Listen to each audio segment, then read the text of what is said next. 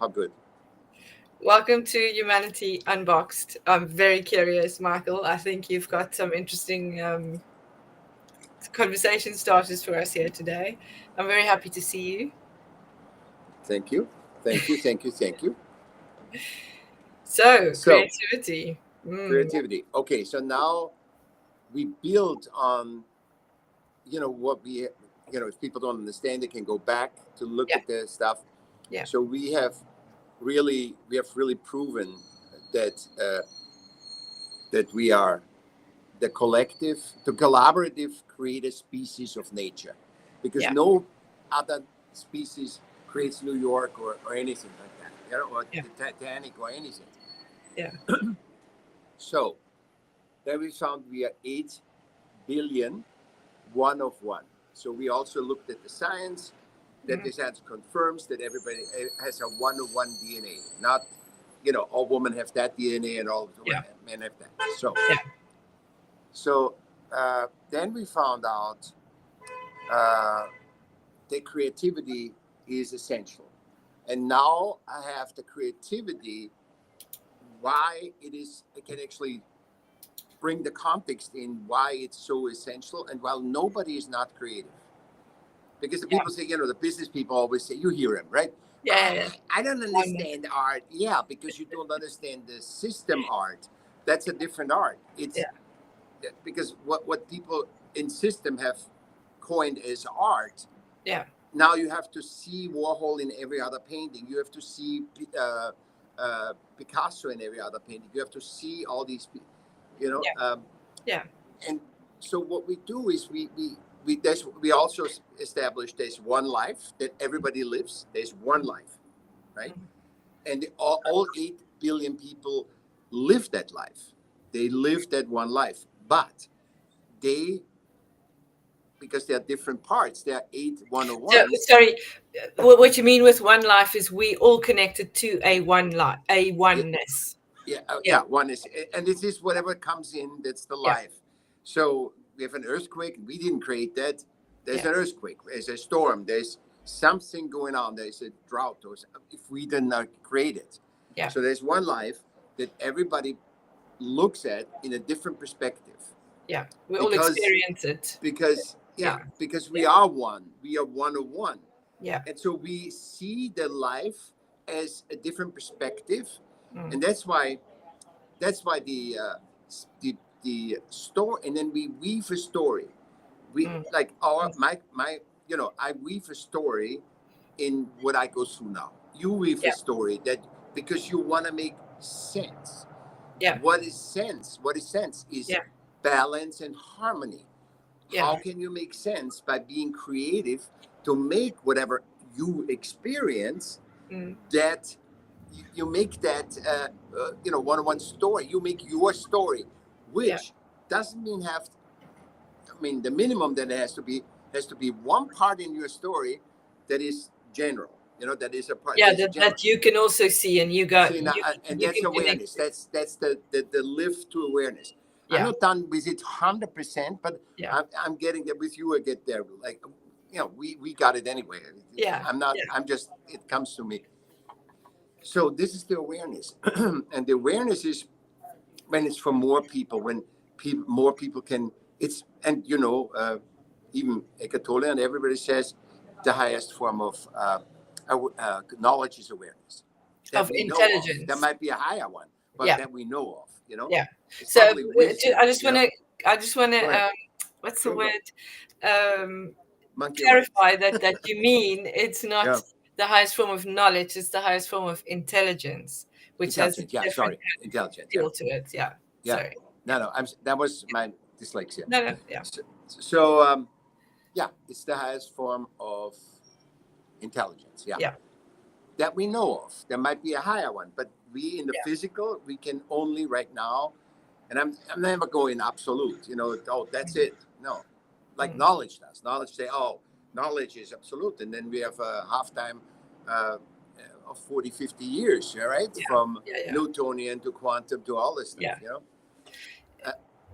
So I want to bring something else in here. Bring it in. In the Wisdom Seekers, we're doing this little book called The Medicine Bag. And it is written by Don Jose Ruiz, who is his father wrote the Four Agreements that everybody knows, but they talk about Toltec wisdom. So it's the wisdom of the artist, right? So following now onto the creativity, you sparked this connection for me. It is about the dream. So according to them, we're all part of a dream. There's the personal dream, and then there's the planet, the dream of the planet. So that's kind of the oneness that we connect into. And according to, well, this little book is mostly about ritual and ceremony and things like that. And I'm just starting it. So he's talking about how ritual, which this is also a ritual, our weekly conversation is a ritual for us, doesn't wake us up from the dream, but it makes us realize that we are dreaming. It makes us aware of the fact that we are dreaming. We can't stop the stories, but we can be aware of the stories. I would say I agree with this. I'm not disagreeing, but I think the explanation that kind of came through us is, number one, focusing on the one-on-one, not on everybody, not on a group, and that explains the illusion. Because it cannot, if it's true, then it's the truth. Then it's, a dream is just, a hammer is a hammer. It doesn't really matter where. So because we are one-on-one, it can only be a dream. It cannot be, a dream that is, and we want to go beyond that dream and saying, so stuff happens to me in the life and stuff happens in the same life. This happens to me, this happens to you. Now I need my creativity to spin and make sense. Otherwise I'm gone. Because life is a flow. So I have to make sense of and therefore I need the essential thing of me, our creative, collaborative creative species, the creativity to make sense out of things. And often when you see that, when you get older, you see, oh my God, I thought this, and it made perfect sense then, But now say, I'm not going to look at that anymore or I can let that go. Like you thought that this person was your best friend or whatever, and then you see how much you were addicted and codependent on this friend. And now you see, and then you saw more. So first the codependent, then you saw more about this. Then you saw he was more codependent than you. You just executed it. You were benevolent.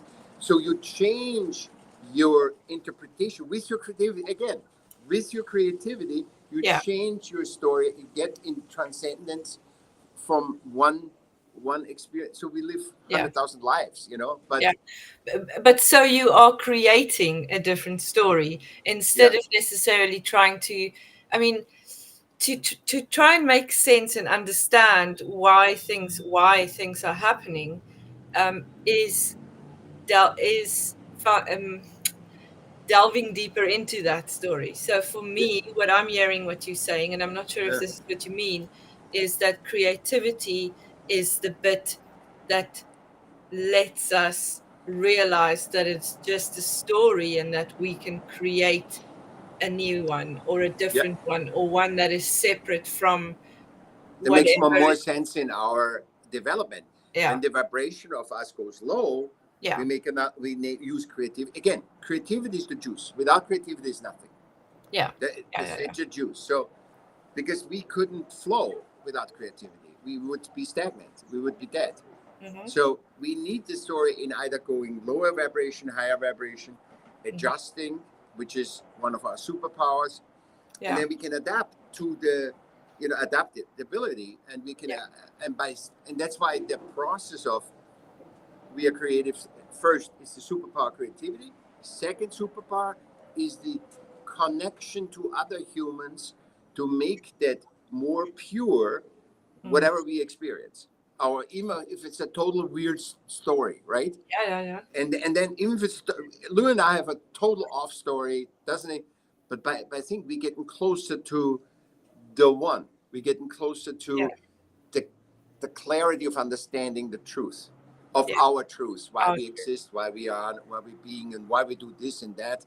Yeah. And then we adapt, and we automatically, once we are aware, again, this in the second steps we get aware, and in the third steps is adapting to that awareness, which is automatically, because when you know my girlfriend cheated on me, you know, you can't go back and say, oh, she's Holy Mary or whatever.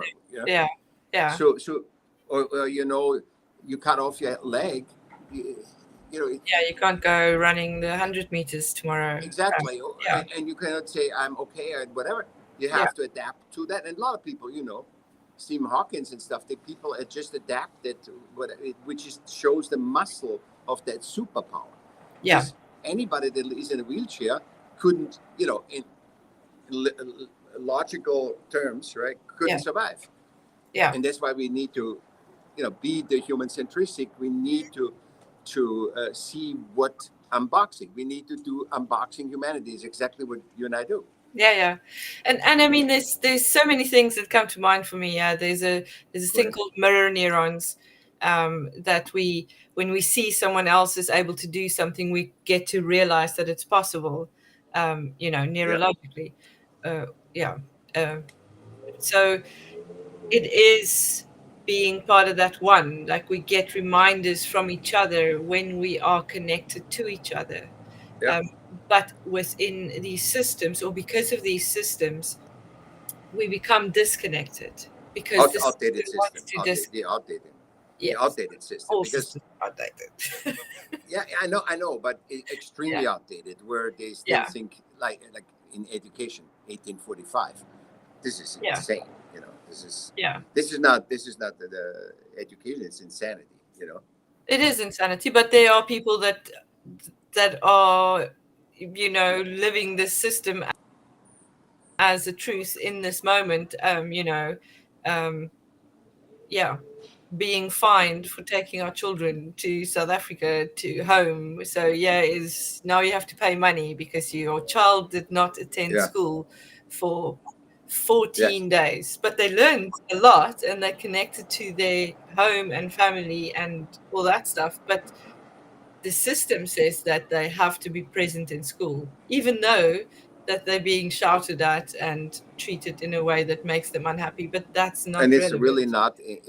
And this is the first of all, you know, the best learning is experience, right?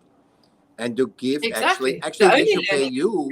The school should pay you because you're taking the kids on a that the school could never do. They could never do that. So for all the kids, and it wouldn't be possible. But they should actually say, no, you get an extra, you know, whatever, A or for whatever, and money and A and everything because you guys had an experience because you can share that experience with the class.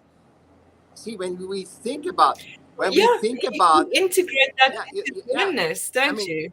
Everybody that goes somewhere, you know, can you know, can actually find that and do that the growth of the class because we collectively grow. We're not growing just by one, you know.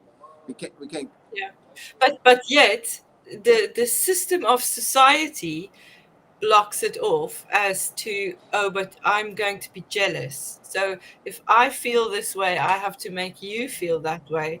Therefore, I separate you from the experience. And that's the system. I mean, society on its own is that's what it is. It's death. Yeah. And that's what anything stuck not to our, you know, we live like Neanderthals, you know, there was a lot that we've lost from that time, but we live like Neanderthals right now. That doesn't help the growth of human beings. And I have to be, as an educator especially, I'm not talking to anybody else, but as an educator, I have to be human-centric. And I say, because what you experienced is the point that they don't even comprehend education. They don't comprehend because...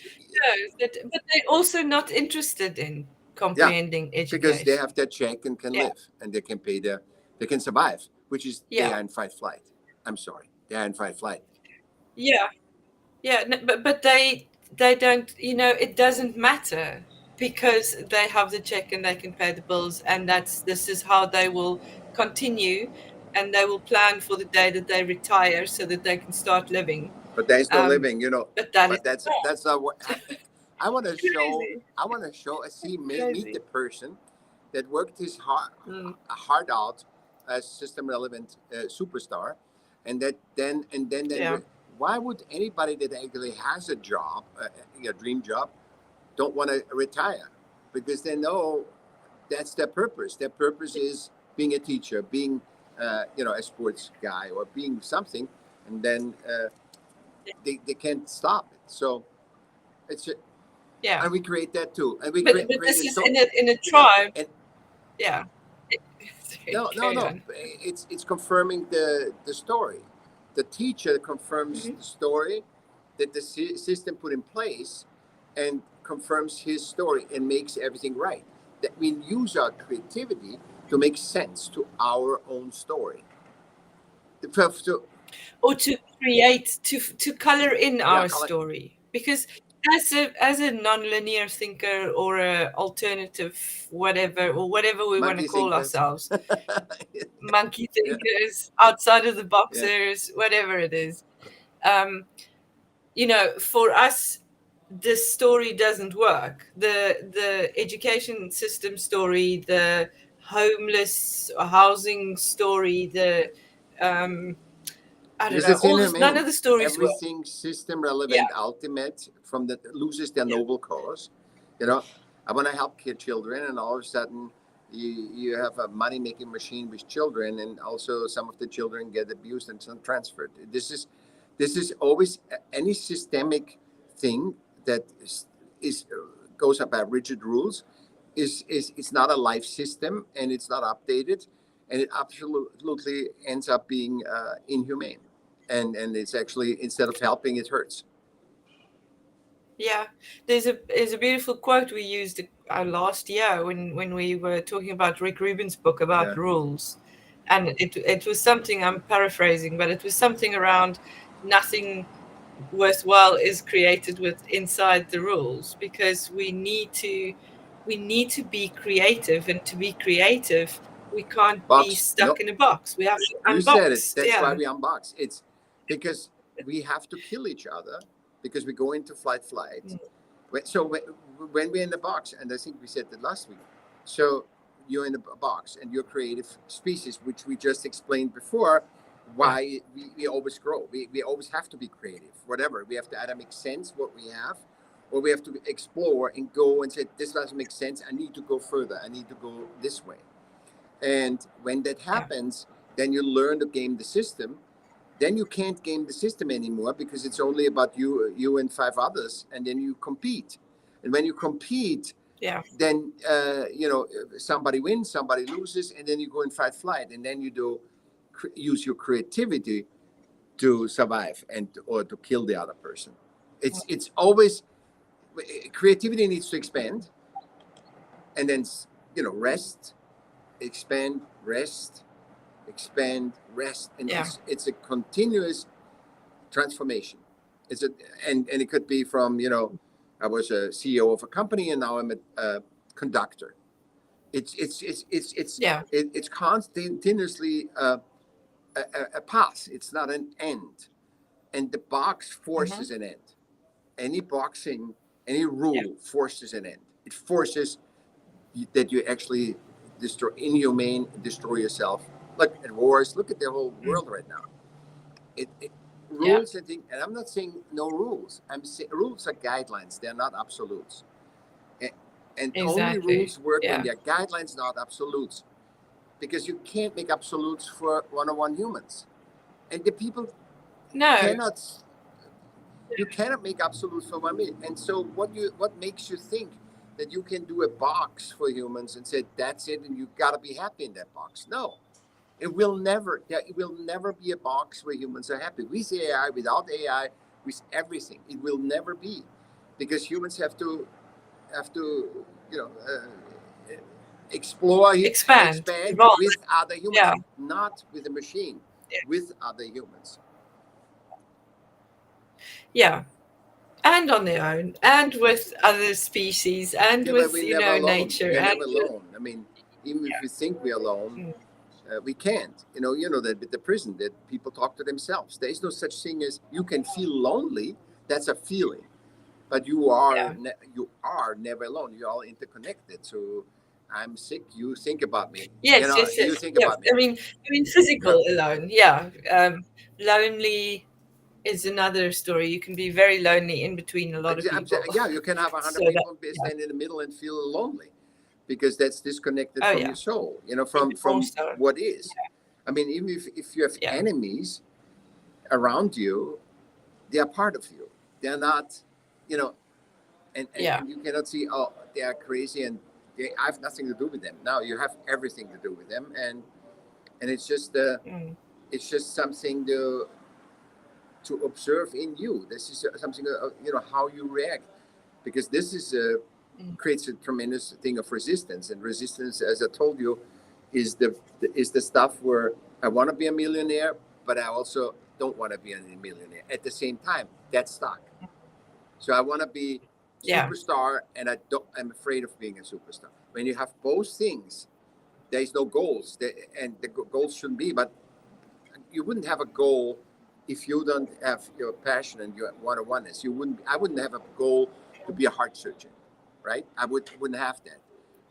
But somebody else might have thinking, oh, heart surgeon would be interesting. Cutting the, that would be a goal, because that resonates. That experience resonates with his one-on-oneness, and so he creates a story. But that comes, and that comes back to kind of transactional versus relational. So we are we need relationships in our lives, and a lot of us that are more connected, more in touch with this unboxing, struggle with the transactional aspect of creativity. I'm not creating to make a transaction from it. I'm creating because I'm creating a relation, or I'm expressing the relationship I have with an idea, or with you others. You create for you. You don't create ever for anybody else.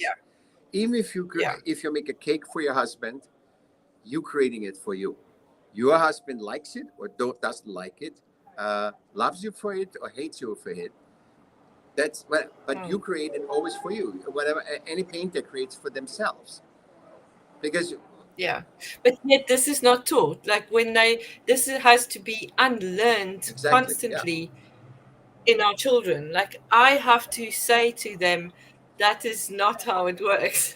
You copying something is not art. You can look at different forms of art and then express your ideas, but looking at a picture and copying it isn't how we do. I don't there's know. creativity This in is copying too. Where the creativity is in how do I do a face? How do I? So somebody says, with the ovals thing, but let's say Claire finds out, oh, I can put my finger and that makes really nice eyes, and so that's her creativity in copying.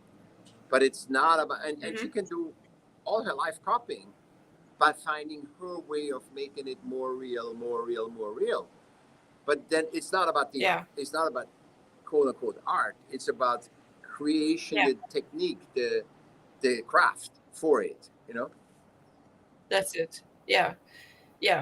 And I mean, we also overlapping creativity and art now, because creativity isn't only expressed through art, it's also expressed through conversation, through everything. Creativity is expressed in everything, because we are creating our story constantly.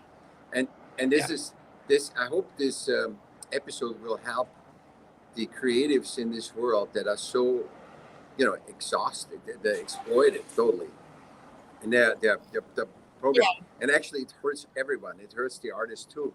The artist says, I have to create, now I know my red paintings work, now I have to do red paintings, and I don't feel like red paintings, but I make money and I can survive with making red paintings. And I think that's cutting short, that's cutting off, castrating your creativity, because you have to adapt, use your adaptive superpower to adapt away from you to be system relevant, and that's which also isn't good for your art, yeah, because at some point people are going to get tired of red exactly. paintings, and now you only have red paintings. So it is a constant dance, isn't it? With who am I and what am I doing here, pretty much. Yeah.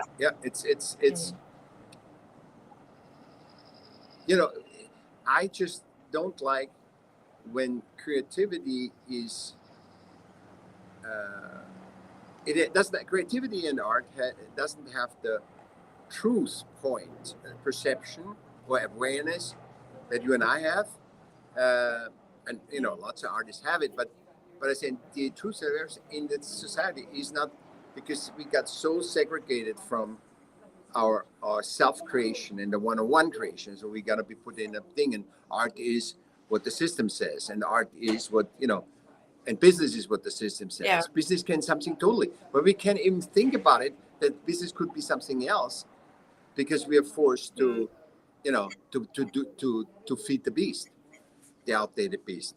Yeah, because we're forced to make our businesses transactional, where a lot of our businesses doesn't need to be transactional. It can also be relational. It can also be that the transaction is a side product, as with creativity or as with art creation. The economic part of it isn't the motivator. It is only a part of it. I'm questioning, one question comes up, and I think, because, nature made us to be sustainable. We are part of nature, right?